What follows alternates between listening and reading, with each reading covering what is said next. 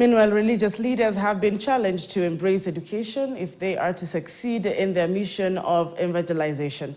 Bishop Peter Njau of Joy Miracle Ministries says through proper education, the clerics can preach the right gospel. He was speaking in Nairobi this morning.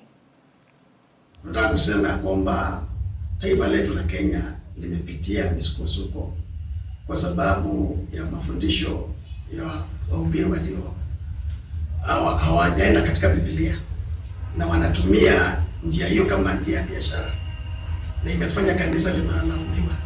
Leo hii tunataka kuuliza kwamba kama wewe ni mtumishi wa Mungu na una mwito, tafadhali tunakuuliza tafuta jinsi ya kujoin Reformer ili upate kutrainiwa. Kitu kimoja Reformer inatusaidia kama wachungaji ni unafaa kujua nini kama mchungaji. Unafaa kuwa aje tabia mchungaji na unafaa kufanya nini kama mchungaji. I was the president of the South African Theological Seminary.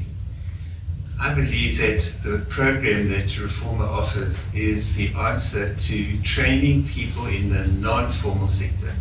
People who don't have a qualification, people who are completely untrained, like 76% of the pastors in Kenya are, or undertrained, because it equips them with all that they need in order to be competent. Tunaangalia environment yetu. Tunaishi vipi na wale watu ambao tuko na wao, na ile environment Mungu ametupatia. Katika hali ya kufanya usafi, tumetumika pale Githurai, tumetoka juzi hapo, tukafanya usafi, tukarokota makaratasi na pastors, tukachoma, alafu tukaingia kanisa kama hali ya kuonyesha kwamba sisi na community tuko kitu kimoja. Well, stakeholders in the hotel and tourism sector have urged the government to ensure